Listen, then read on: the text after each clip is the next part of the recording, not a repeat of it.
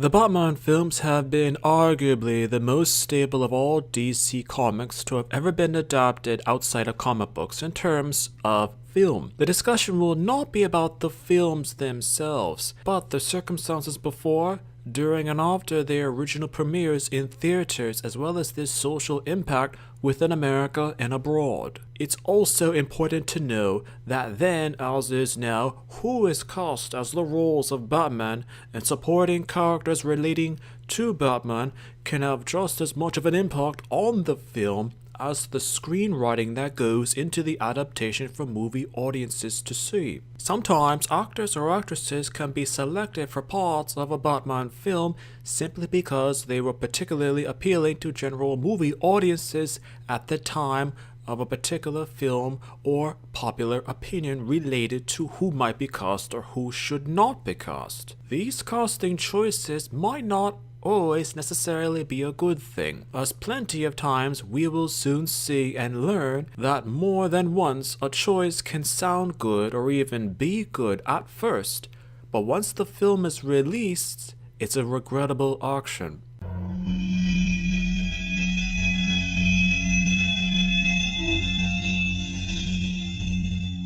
Before the 1980s revival with Batman, in particular the 1970s had Batman comic sales low, and interest with and for the character were particularly waning. By this time, the character had been in print for almost 50 years, but the transition for the character had not always been so clear. Plenty of comic book stories still had cliched actions from the 1950s in most circumstances, and only in the mid to late 1970s were writers bringing Batman into modern comics with crisp new storylines and situations for all of the related characters. From 1960 through 1966, the Batman live-action series starring Adam West and Burt Ward had been broadcasted and ended, as there were ideas for a possible Batman film based on the 1960s series, released in the 1970s, called Batman in Outer Space. But the concept was cancelled and nothing more were heard from the franchise or related themes for more than 20 years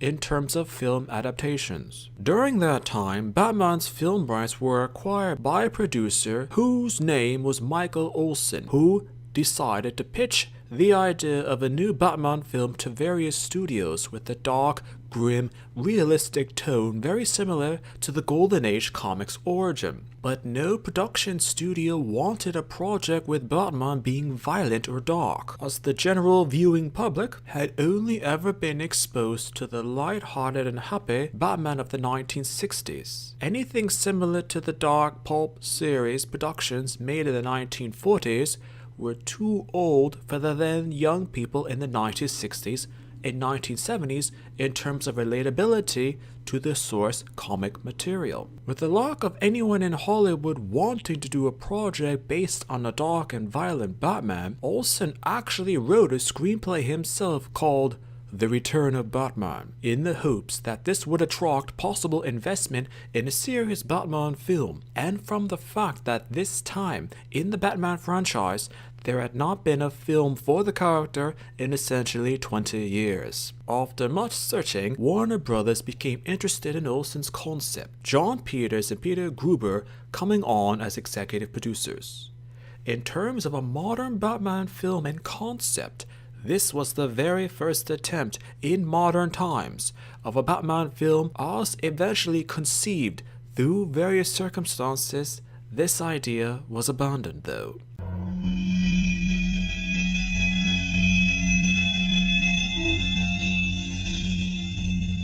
In 1983, Tom Mankiewicz completed a script for what was to then be called The Batman, utilizing components and ideas from Olsen's own screenplay. What was later known is that Olsen had a dark and serious tone for his script, but Mankiewicz made exaggerated stunts and scenes for the film for a wow factor for viewers. In The Batman, Bruce Wayne's parents, Thomas and Martha Wayne, are murdered by Joe Chill on behalf of the Joker, who himself was working for corrupt businessman Rupert Thorne. The reason for the contract murder was that Thomas was running against Rupert for head of the Gotham City Council, and he wanted to eliminate his potential threat to the position. After training his mind and body, Bruce Wayne becomes the Batman and decides to fight crime in Gotham City with help from his butler Alfred Pennyworth and police commissioner David Gordon. Through the crime-fighting exploits,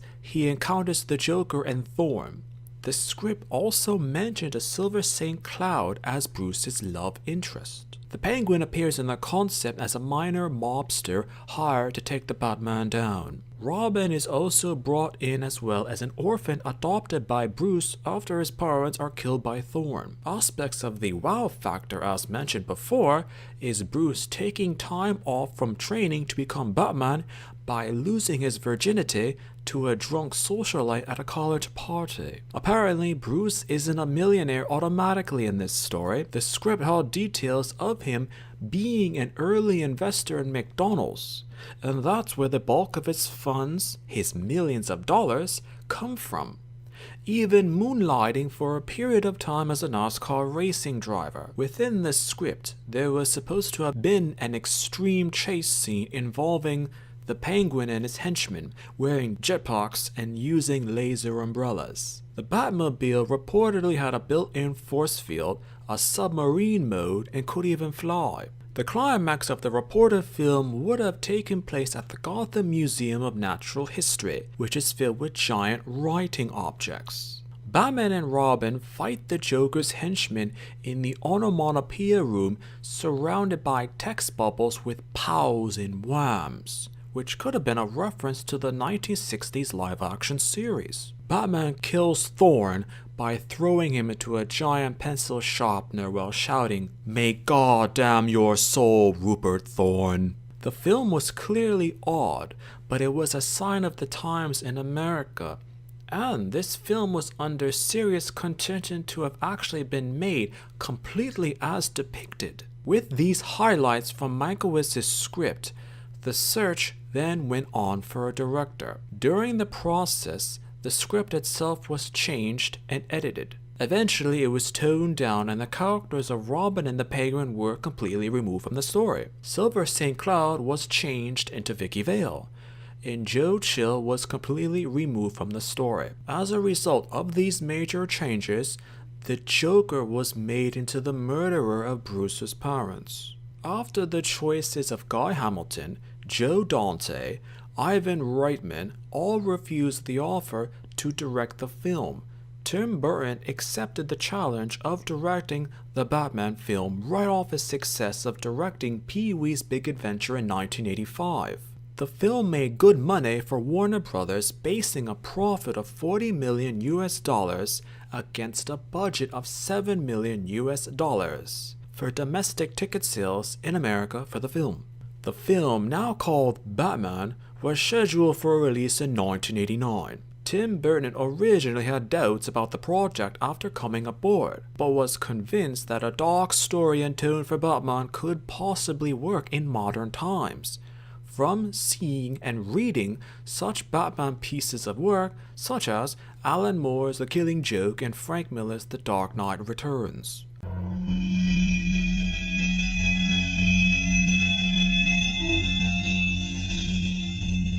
He called upon Sam Hamm to rewrite the script based on these works and more dark inspiration. Revisions were also made by comic book writer Steve Englehart. With the script now set, casting for characters would now begin. Countless actors would be under consideration, such as Alec Baldwin, Jeff Bridges, Emilio Estevez, Matthew Broderick, Kevin Costner, Tom Cruise, Michael J. Fox, Harrison Ford, Robert Downey Jr., Kevin Spacey, Patrick Swayze, Dennis Quaid, Kurt Russell, Arnold Schwarzenegger, Mel Gibson, Charlie Sheen, Bill Murray, Pierce Brosnan, Tom Selleck, Daniel Day-Lewis, Tom Hanks, Kevin Kline, and Bruce Willis were all considered for the role of Bruce Wayne, Batman. Tim Burton defied Warner Brothers' demands for a well-known male actor to play the role of Batman and picked the relatively unknown at the time Michael Keaton for the crucial role, whom had worked previously with Burton in Beetlejuice. Burton believed that Keaton's strong and brooding acting could accurately portray Bruce Wayne's dark and traumatized mind. To compensate for Keaton's height, Burton did the now iconic and landmark decision to turn Batman's spandex into the armor that's now standard for Batman in the films as well as the comics. Keaton did the performance so well, the aspect of the torn duality of the civilized Bruce Wayne and the completely different persona Batman would not be replicated in that efficiency until almost 20 years later with Christian Bale's performance in Batman Begins in 2005. The clear separation of identity from Bruce and Batman would later be transferred from film into the DC Comics. William Dafoe, David Bowie, John Lithgow, Tim Curry, and James Woods were considered to play the Joker. Burton had his eye on Jack Nicholson for the part, but Nicholson was understandably very hesitant for the role. With the possibility of him being so neutral about the role, Burton then offered the role to Robin Williams. With this push, Nicholson then decided to accept the offer of the Joker, rather than let Williams have the role. According to sources, Williams was extremely angry at being used as leverage by Burton to convince Nicholson to join the cast for the film. Other sources mention that Michael Olsen wanted Nicholson for the role no matter what. Being in demand by Olsen and Burton, Jack reportedly was in a good position to demand all sorts of benefits for his cooperation in making the film. These benefits included good pay, a percentage of the merchandise sales, and creative control over how the Joker was depicted in terms of costume and appearance. The supporting cast was much easier to assemble when compared to the Batman and Joker situation. Sean Young was chosen over Jamie Lee Curtis, Kate Capshaw, Glenn Close, Joan Cusack, Madonna, Gina Davis, Mia Farrow, Carrie Fisher, Bridget Fonda, Jodie Foster, Melanie Griffith, Linda Hamilton, Daryl Hannah, Goldie Hawn, Holly Hunter, Angelica Hudson, Diane Keaton, Diane Lane, Jessica Lange, Laurie Lohan, Julia Louis-Dreyfus, Virginia Madsen, Kelly McGillis, Bette Midler, Sarah Jessica Parker, Michelle Pfeiffer, Molly Ringwald, Meg Ryan, Susan Sarandon, Sybil Shepherd, Sissy Spacek, Sharon Stone, Meryl Streep, Leah Thompson, Sigourney Weaver, Deborah Winger for the role of Vicky Vale. But during the early stages of filming, Sean Young injured her back while filming a scene of Vale and Batman escaping the Joker's henchmen on horseback. Unable to continue production of the film, she was forced to drop out of the role and was replaced by Kim Basinger. Warner Brothers convinced Burton to remove the controversial scene entirely. The scene also reportedly had a cameo of a boy who was referenced as Robin, whom helps Vale and Batman to escape as they pass by a circus where he was performing with his parents, and later took a horse to flee the Joker's henchmen. Sources mention that Burton had also intended for Robin to be of African descent, as an aspect of comedy relief, which he believed that he could use in the future of the possible franchise.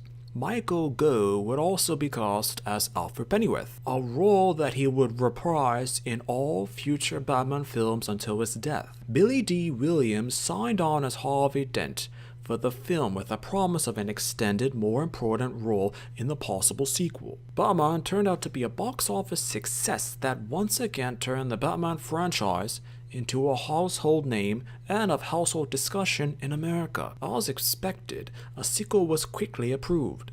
Sam Hamm was hired back to write the screenplay for the sequel, while Tim Burton directed Edward Scissorhands for 20th Century Fox. Burton didn't have a contract for sequels and didn't necessarily want to return, because he really wasn't satisfied with how the Batman film turned out. To bring him back, Warner Brothers increased his pay and gave him full creative control over the script, and these facts helped Burton to return for directing of the Batman sequel.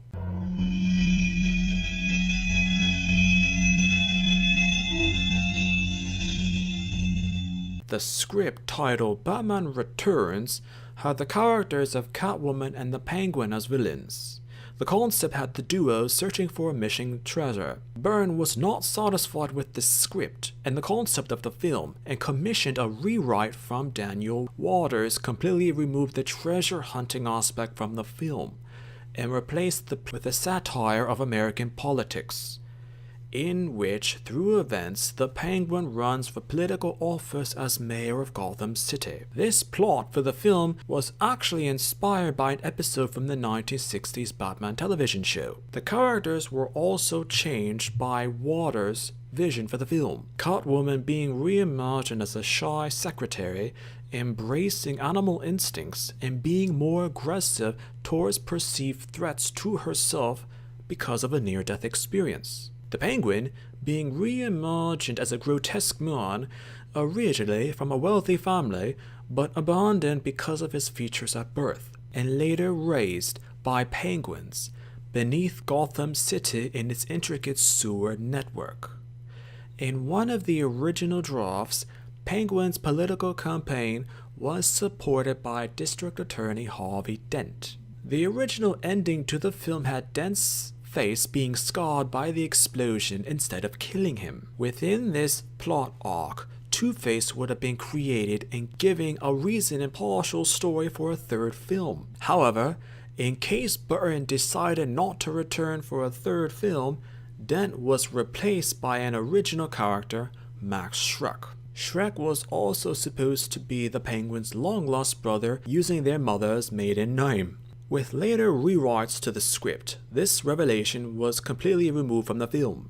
One interesting fact with Batman Returns was the decision to omit key situations and events from the previous film. With this in mind, a smaller subplot about Batman learning more information about the Joker was removed from the film. Vicky Vale, Bruce's love interest from the prior film, was also removed, despite early script drafts having the character within the film, and part of the original ending has Vale agreeing to marry Bruce. With everything considered, the script eventually met Byrne's demands and Keaton received a higher salary for the film. Casting began for other roles. Dustin Hoffman, John Candy, Marlon Brando, Bob Hoskins, Christopher Lloyd were all considered for the role of the Penguin, before Byrne's original choice for the role, Danny DeVito, was hired. Christopher Walken also agreed to play the role of Max Schreck. The role of Catwoman wasn't that simple. Sean Young, seeing the success of the first film, was adamant about being selected for the role of Selina Kyle, Catwoman. It even went as far as Young breaking into Warner Brothers Studios, wearing homemade Catwoman gear, using walkie-talkies, and communicating with friends as to where to go and what to do to find a way to talk to film executives. Byrne actually hid under his desk within his office out of potential fear for his life until Young was apprehended by security guards and removed from the studio grounds. Despite Young's obsession, it was Annette Bening who was selected for the role of Selina Kyle after Gina Davis and Mia Farrow were considered for the role but refused. But Bening became pregnant during pre-production of the film and was forced to drop out of the role, being replaced with one of the contenders for Vicky Vale in the first film that left a lasting impression upon Byrne, Michelle Pfeiffer.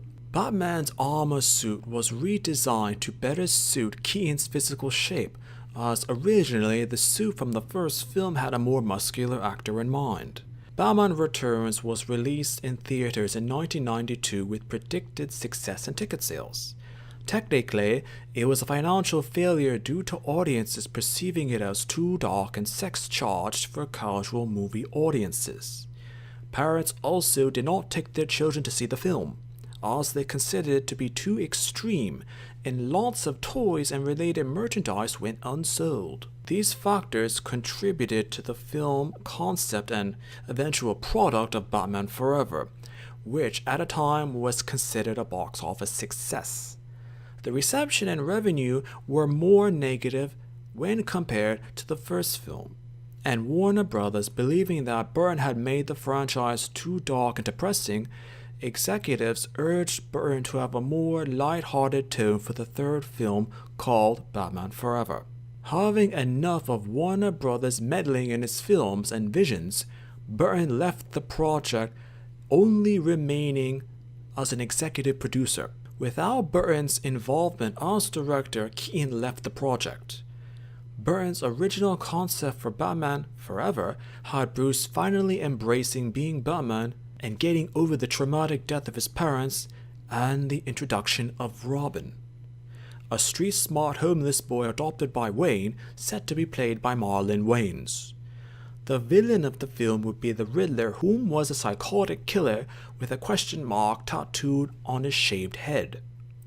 These decisions were considered too dark for the lighter tone of the film, an atmosphere that Warner Brothers now wanted to showcase for the franchise. Burton's replacement as director, Joel Schumacher, was brought in to write a new screenplay for the film with help from producer and writer Akiva Goldsman.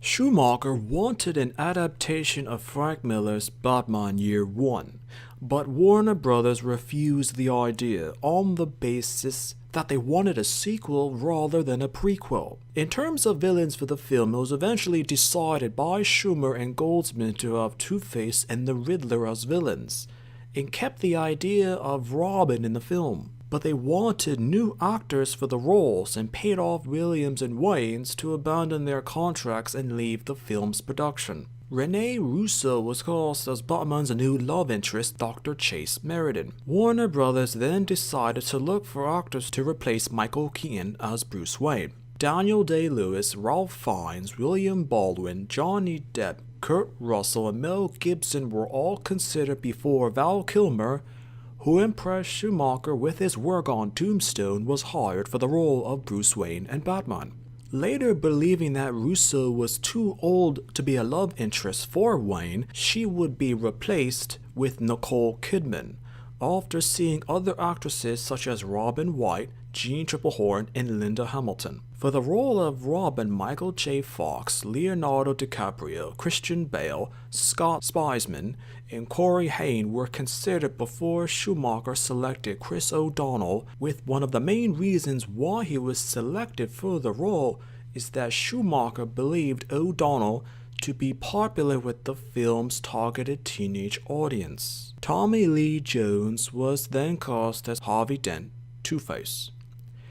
Robin Williams was offered the role but refused the part, still angry over the situation with the Joker in 1989. Jim Carrey experienced a boost in popularity within Hollywood and domestically within America because of the role of Ace Ventura: Pet Detective. He was cast in the role instead. Carrey was planning on shaving his head to get ready for the part, but later on was unable to due to him being forced to go to court to handle his divorce with his wife at the time. Schumacher then decided to give Carrey a bright orange wig, thinking that his hair had to stand out somehow. An idea to have the Riddler have a pet hamster during the film was later abandoned due to budget concerns. Schumacher later redesigned Gotham City to be more colorful and appealing, with neon buildings. Schumacher also redesigned the Bat costume, adding more anatomical details like nipples to give the suit a more Greek statue appearance and Greco hero concept. Schumacher also decided randomly for Robin to have an earring, because that was very common at the time in the 1990s within America, and considered that to be more appealing for the teenage viewers once again. Batman's creator Bob Kane was not exactly thrilled or delighted with Schumacher's designs and visions for Batman, though Kane mentioned in his opinions that Kilmer was the best actor to play Batman up until that particular time. Warner Brothers later removed a subplot from the film that had Bruce Wayne coming to terms with his parents' death and accepting his fate as Batman. Another scene that was partially removed entailed an encounter in the Batcave where Bruce sees a giant bat flying towards him and embraces the fear and tension to go with the experience, despite the fact that this particular scene was heavily seen during trailers released at the time. A prologue detailing Two-Face's escape from Arkham Asylum was also removed from the film. With the scenes either partially or fully removed, the total amount of time cut from the film was at least 20 minutes. Batman Forever was released in 1995, and at the time it was considered a box office success, though the film would be heavily criticized for its artistic decisions. Warner Brothers decided to approve of a fourth film in the then franchise, once again directed by Joel Schumacher. The title of this film was to be called Batman and Robin, once again with screenplay by Schumacher and Goldsman.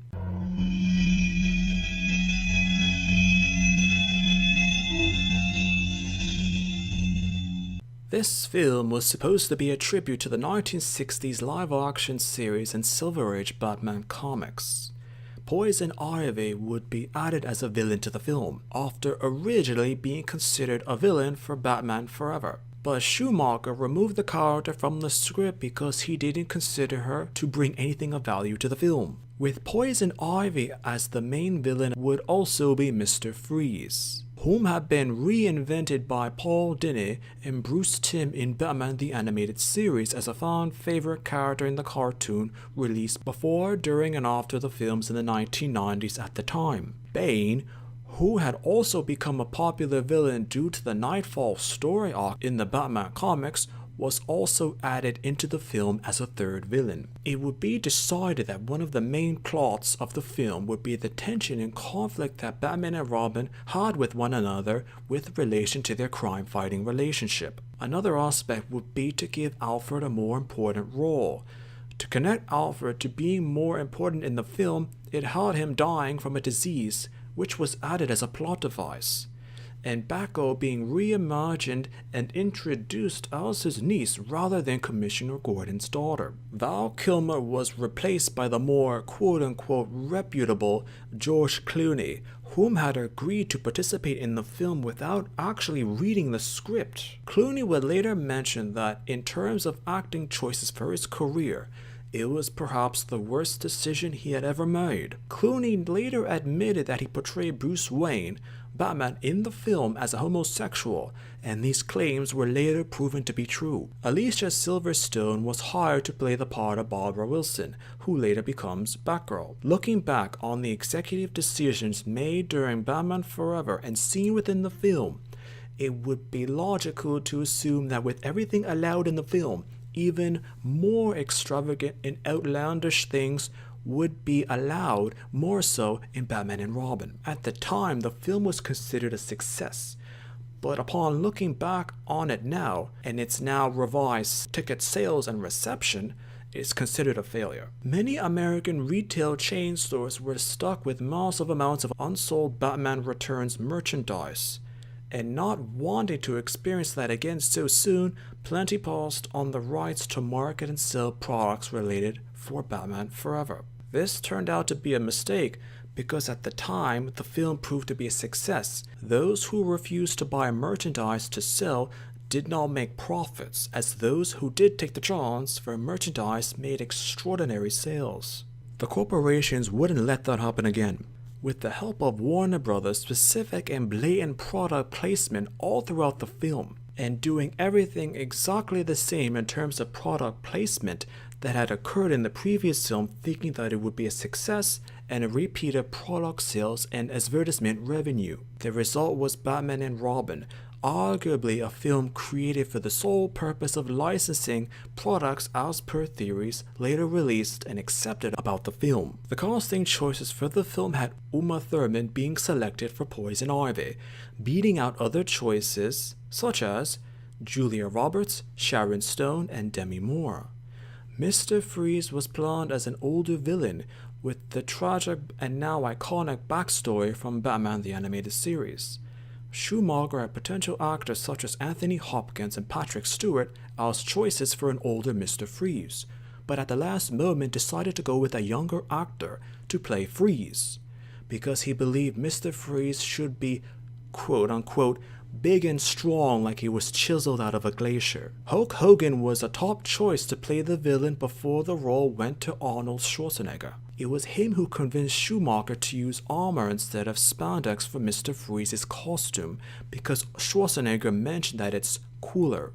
Seriously. John Glover as Dr. Jason Woodrow, who becomes the villain Fluronic Man in the comics. Ellen McPherson as Wayne's new love interest Julie Madison, whom had a much smaller role than other love interests for Bruce Wayne or Batman when compared to previous Batman films. And Jeep Swanson as Bane. Bane was reimagined as a dumb bloke who was just basically hired muscle and enforcer for Poison Ivy and Mr. Freeze. When in the comics, he was a cunning mastermind whom was highly intelligent. His skin color was also green, a possible discreet hidden reference to the Incredible Hulk from Marvel Comics. Schumacher added even more outlandish themes, horrible acting, and moronic concepts to the film. As Batman and Robin appeared in American and international theaters in 1997, considered horrible by audiences and critics alike, and is now considered one of the worst, if not the worst, comic book film adaptation ever made.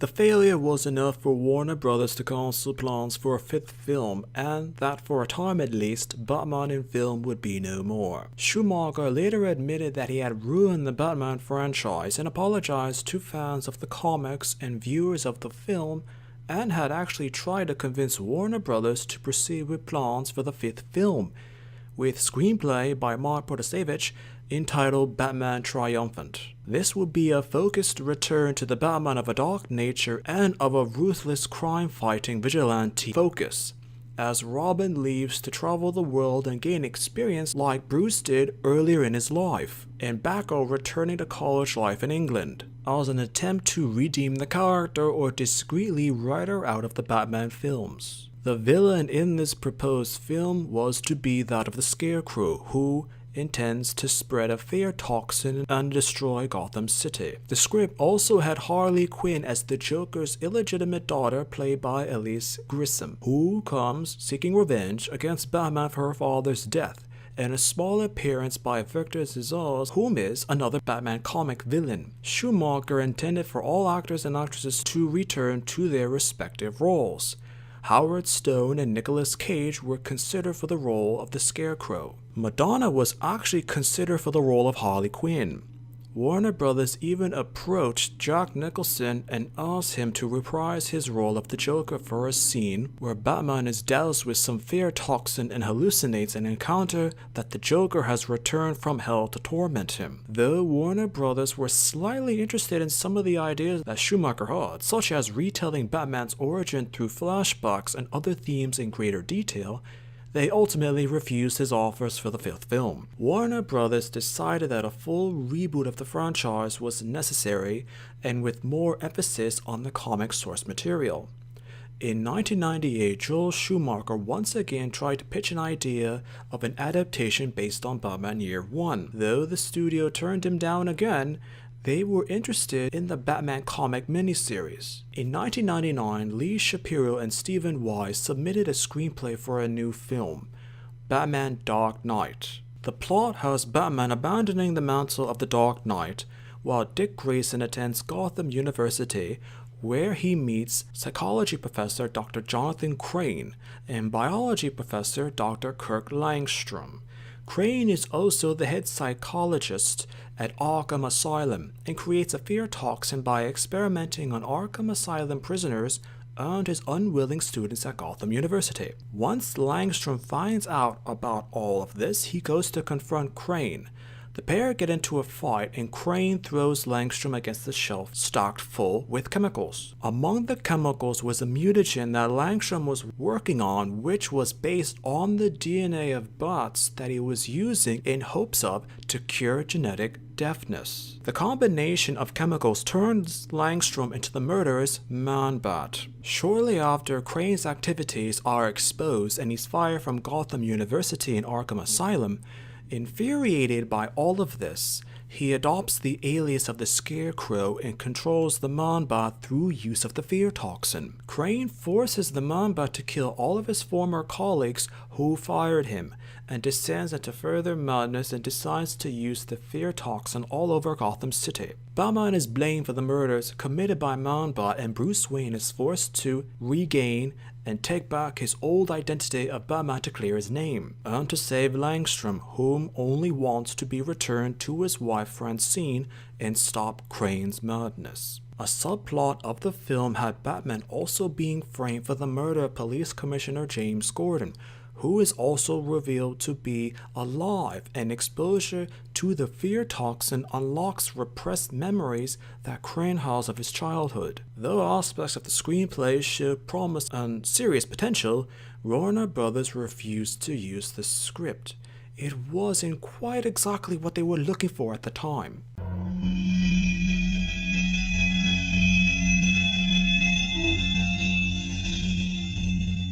The Wachowski brothers, whom had directed the Matrix film, received an offer to write and direct Batman Year One in 2002. Catwoman supposedly had an important role in the film, as she rebelled against cosmetic corporations for the illegal use of animal testing, and used the police commissioner of Gillian Loeb into the true mastermind of corruption in Gotham City, naturally giving a bigger focus to James Gordon. Though Warner Brothers were interested in the script, the brothers abandoned the project to focus on directing The Matrix Reloaded. As the reboot of the Superman franchise was also having trouble, Warner Brothers came up with the idea of a film that could be a crossover between Superman and Batman that could both introduce characters simultaneously and open up the possibility for future team-ups. Andrew Kevin Walker was hired to write the script for Batman vs. Superman, while Wolfgang Peterson was brought into the project as director. The plot for the film had Bruce Wayne retiring from being Batman after the death of Robin,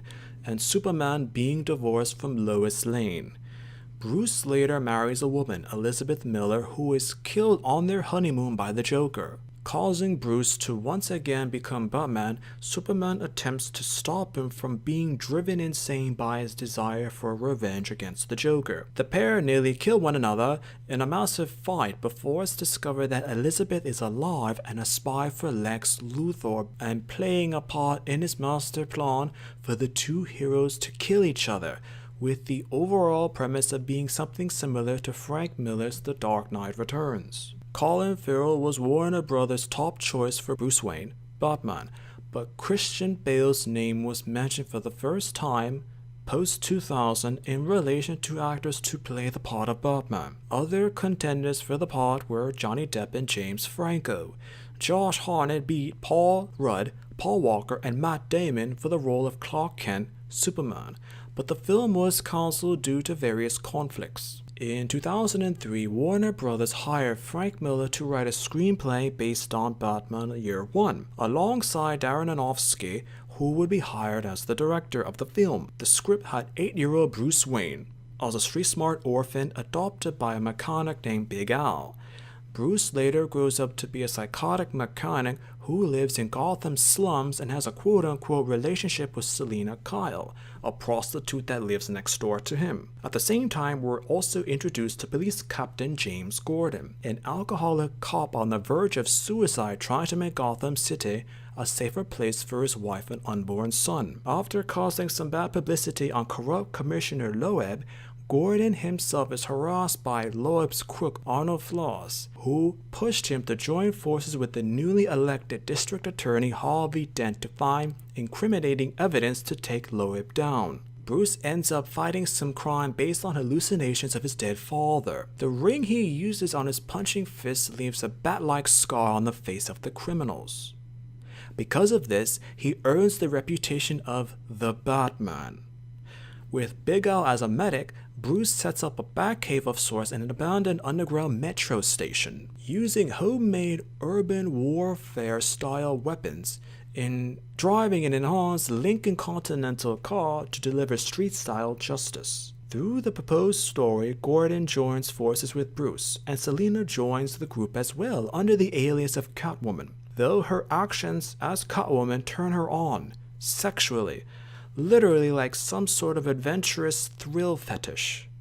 In addition to Loeb as the villain, we get another by the name of Raul Estrada, a drug dealer who used Botox on his face to the point where it actually looks disgusting. This proposed film would have earned an R rating within the United States of America, and not exactly in favor with Warner Brothers due to the movie appeal with different demographic age groups.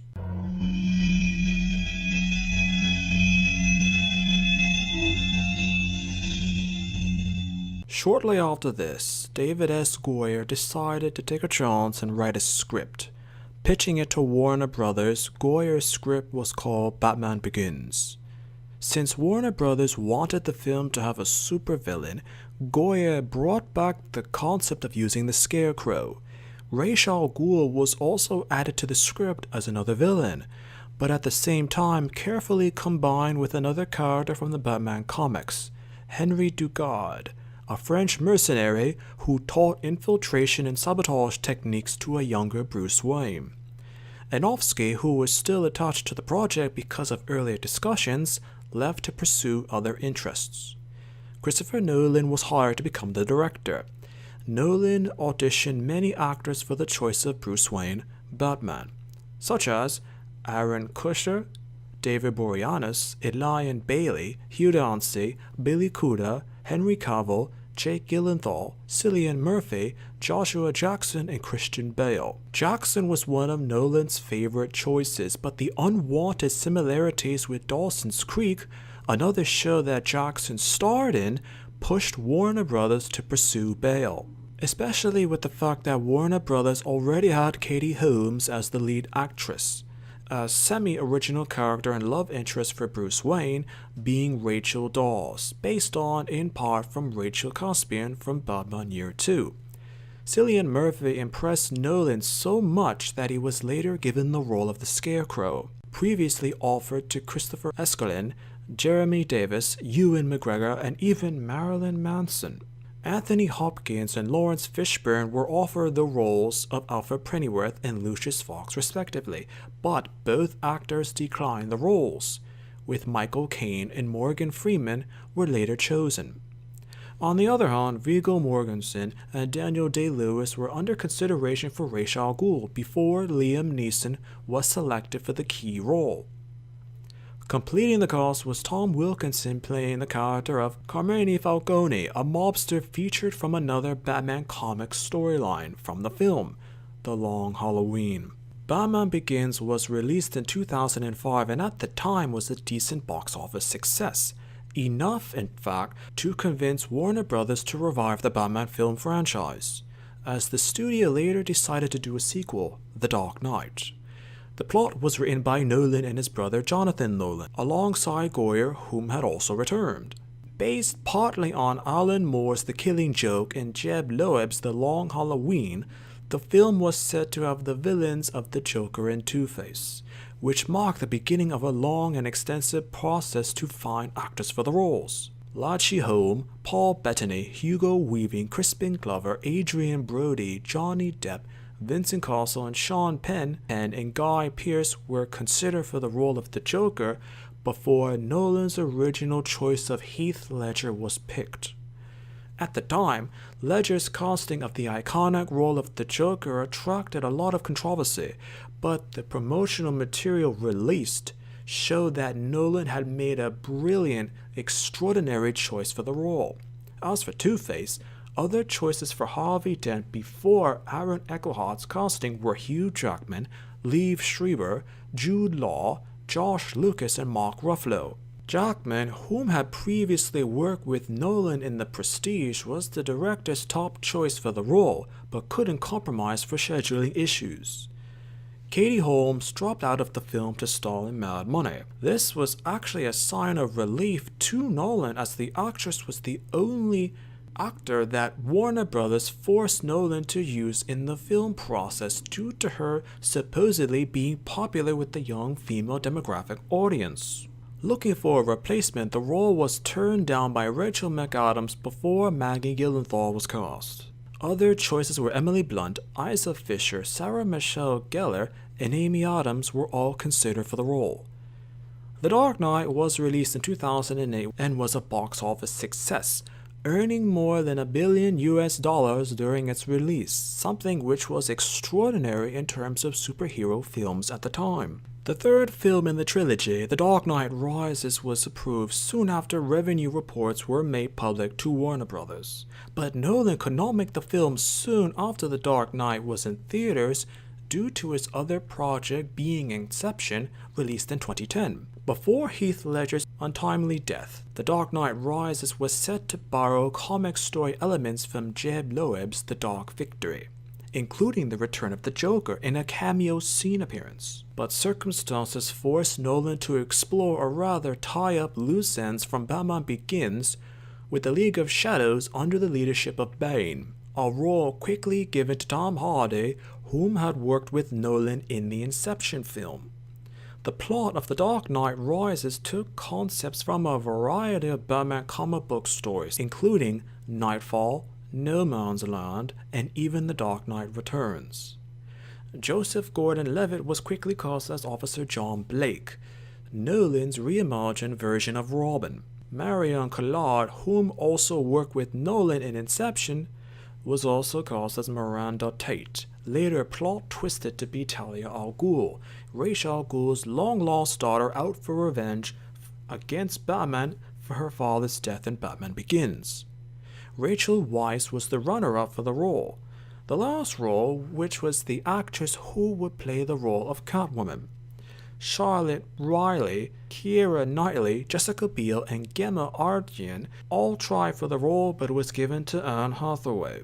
The Dark Knight Rises was released in 2012 to rave reviews from film critics and praise from movie audiences both in America and internationally. With the trilogy complete, it would be the end of an era for the Batman film franchise, as Nolan intentionally ended the series with the fake death of Batman.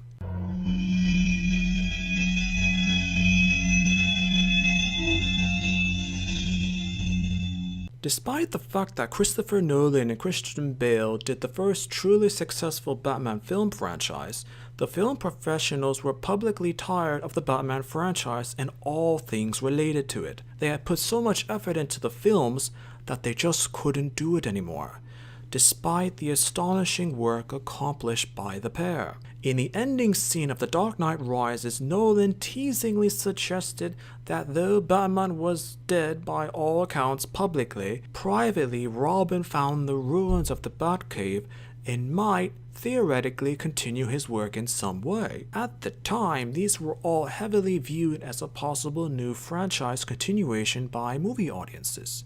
But Nolan himself later commented that it was all completely subjective. It was up to film audiences to determine if Blake would actually do anything with the Batcave.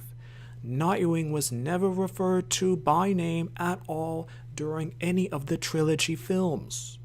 That speculation of Nightwing was completely comic fan and movie viewer theorized and driven. Online theorists even made Photoshop images of Levitt in improvised Batman armor, though these images were actually quite detailed and the idea actually had a basic audience with knowledgeable comic book readers.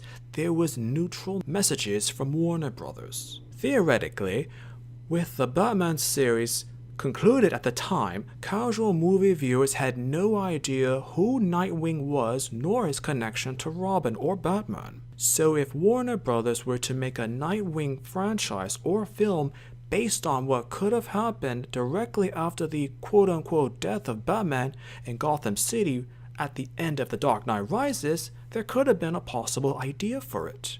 Christopher Nolan later commented that Warner Brothers could have taken the hints that and from where we had left off with the film series, and either continued with him as director once again or as an advisor in some way. It was essentially a take it or leave it offer. It was further theorized and later confirmed one reason why Warner Brothers did not continue with the proposed Nightwing film or Robin continuation of the Nolan-Bale Batman universe were the films that Marvel Studios were funding, filming, and releasing at the same time. The establishment of the Marvel Cinematic Universe as what Marvel would do would directly affect Warner Brothers' leadership and executive decisions for films relating to DC Comics characters.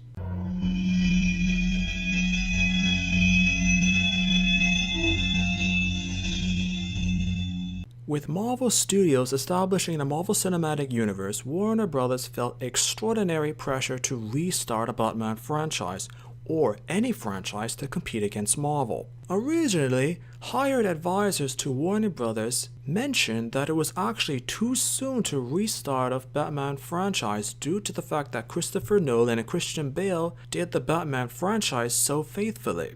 Warner Brothers executives were actually in limbo in terms of decision making for years with the Batman franchise before going against the judgment of advisors and consultants to eventually, as we all know, restart the Batman franchise quickly at that time. In 2013, sources from Warner Brothers mentioned that they were talking about doing more DC superhero-themed films, with the new Batman film being one of them. Batman would be featured in the sequel to The Man of Steel, which was released in the same year and taking inspiration from The Dark Knight Rises and scheduled for release in 2015. Later the same year, the critical decision of casting Ben Affleck as Bruce Wayne, Batman, was announced. The first aspect of the decision immediately divided critics, comic book readers, and movie audiences, added pressure to the casting choice. The second aspect was also decided to make Batman an older hero, much like in The Dark Knight Returns.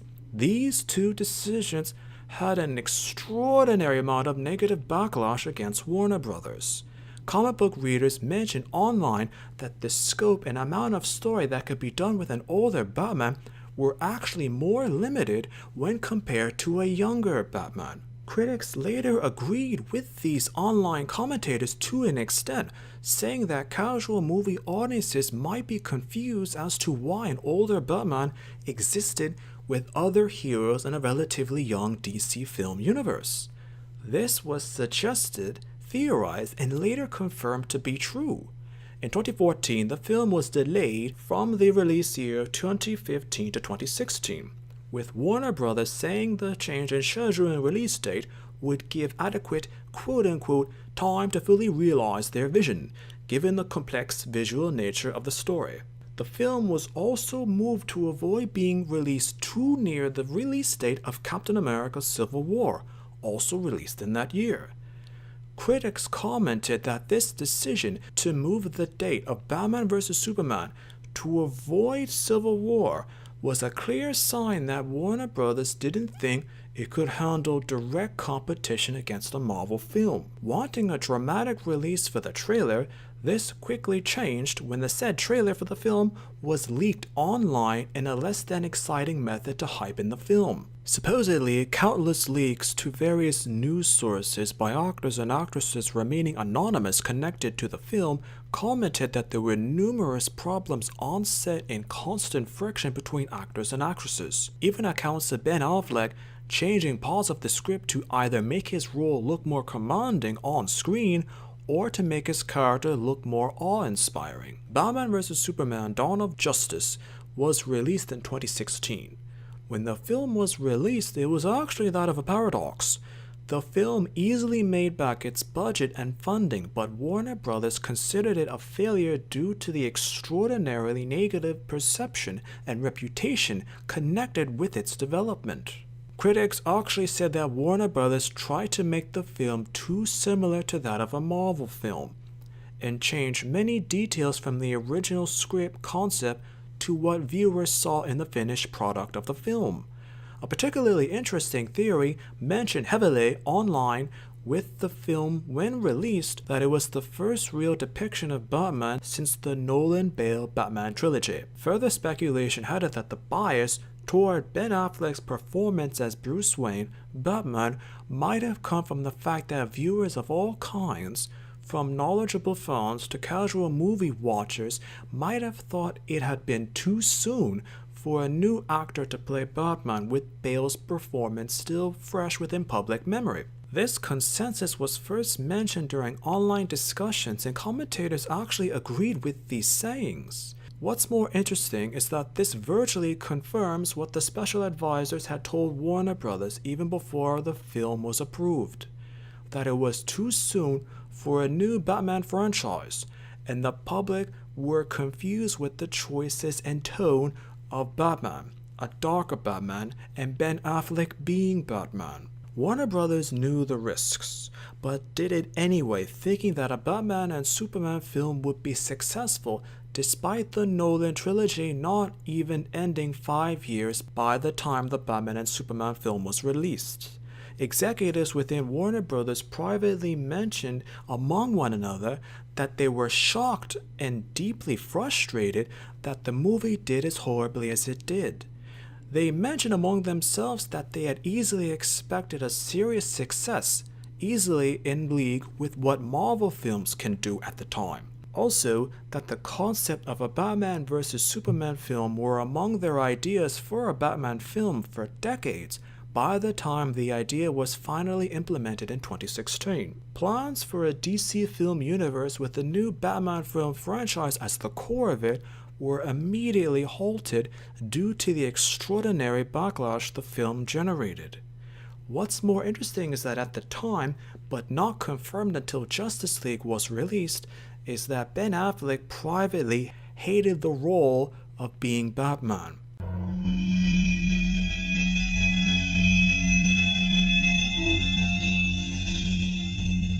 There were accounts that Christopher Nolan wanted to include Harley Quinn in some form in The Dark Knight alongside the Joker, but the character was ultimately removed on accounts that the storyline and plot of the film would become too complex, and no one wanted a repeat of the Schumacher films in any way with too many villains in the film. The idea of Harley Quinn in a DC movie as a villain of Batman and supporting character to the Joker dated back to the 1990s with the character's first appearance and appeal in Batman the Animated Series.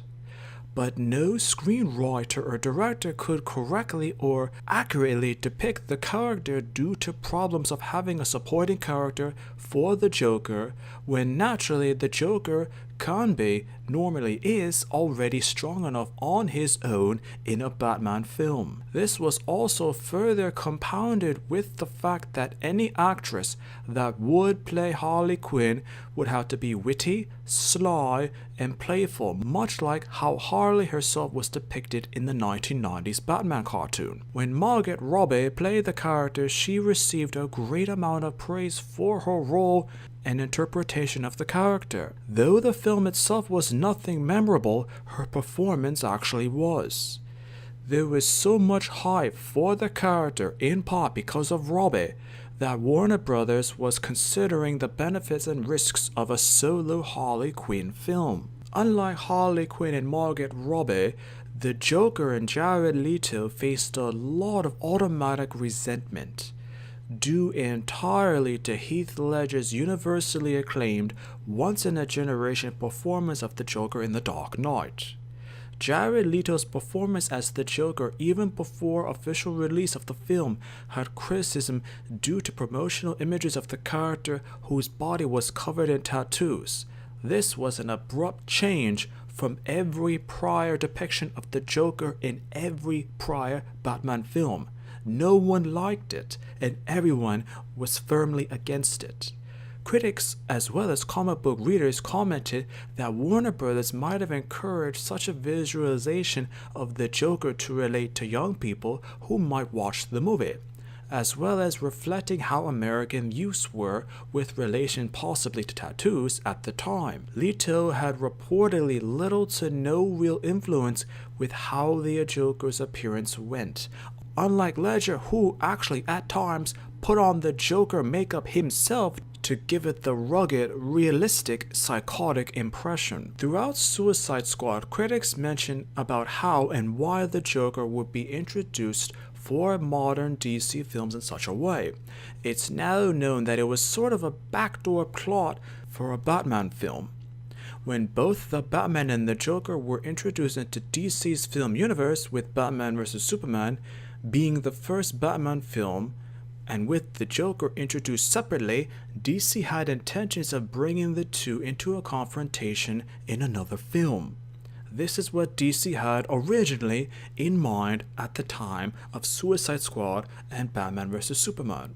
But this changed, due in part to the negative feedback Leto got from his performance as the Joker, and with movie audiences reacting to his performance. The reception to his performance as the Joker was so negative and so harsh that DC later decided to film a solo Joker movie without Jared Leto and having the Joker recasted with Joaquin Phoenix, released in 2019.